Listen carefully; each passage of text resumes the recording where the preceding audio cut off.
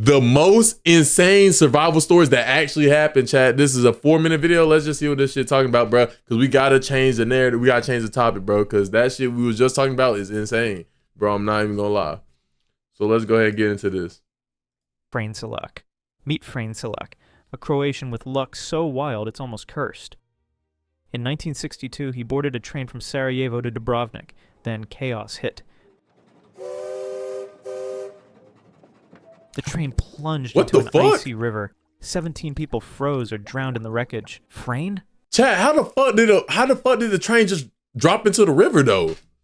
Like how? How does that even happen? Like they said that shit so casual, like that shit just happened on the daily. You know what I'm saying? I'm just riding the train up, I'm in the river now, the icy cold river.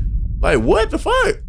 He smashed a window, swam through the frigid water, and dragged himself to shore with hypothermia and a broken arm. Nah. A year later, Frane tried flying. Mid-flight, a rear door malfunctioned and blew open at 3,000 feet.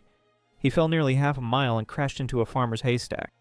The plane slammed into a hillside, killing all 19 others on board. Frane walked away with bruises and shock. Nah. He might be the one doing this to people. Bro, how you survive that, gang? How you survive both those, bro? You the one doing this shit. Hey, that's suspicious. I ain't gonna lie. Watch out, that nigga Frank. A bus crash, 2 car fires, and getting hit by a bus. Yo. Then in 2003, at 74, he won $1 million lottery. Joe Simpson. What? Joe Simpson and Simon Yates were young. Nah, Chad, that's crazy. In 1985, they tackled the deadly 21,000-foot peak of Ciula Grande. The descent would test them beyond imagination.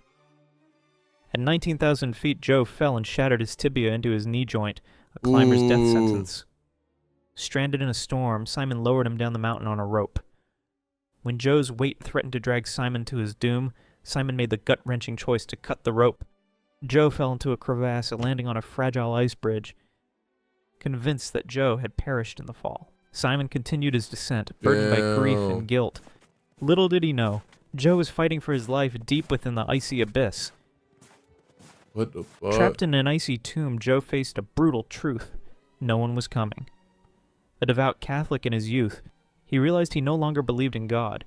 Salvation wouldn't come from above. It was up to him alone. Above him loomed 80 feet of overhanging ice. Impossible to climb with a broken leg. Waiting meant death. So Joe made a terrifying choice. Lower himself deeper into the crevasse, unsure if there was a bottom or just endless darkness.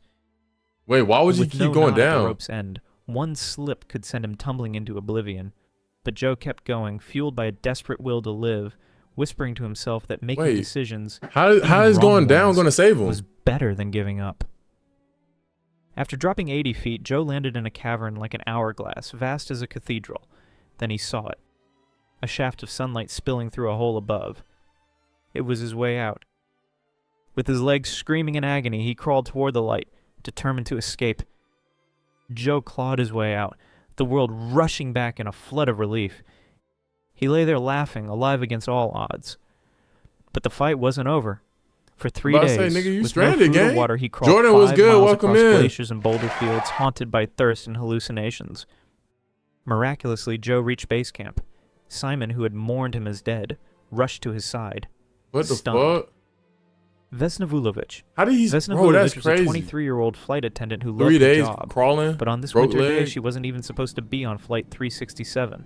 A scheduling mix-up put her there. And into history. What we watching? A bomb. The most insane survival stories that actually happened. Likely planted by Croatian nationalists, detonated. Joe! The plane disintegrated over Czechoslovakia, scattering 27 passengers and crew into the freezing sky. Vesna fell 6 miles, higher than the Everest itself. It was a descent no one could survive. Or so it seemed. She was trapped in a piece of the tail. She hit a forested hillside at an angle, cushioned by snow and pine trees and a freak stroke of a luck. Wait, so she was the only one that survived? A villager found her alive, but to add to this luck, he was a former World War II medic who managed to keep her alive.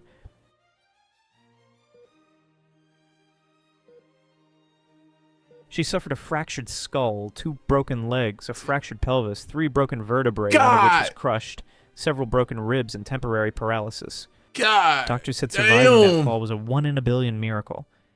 Yet Vesna recovered, returned to work, and still holds the Guinness Return World to Record for work? the highest fall survived without a parachute. Yeah, all right. Yeah, all right, nigga. Return to work my ass, nigga. I'm getting paid. Somebody bring me that money on bro, cause hell nah, chat. Nah, I can't lie, bro. I promise you I'm not going back to work after that.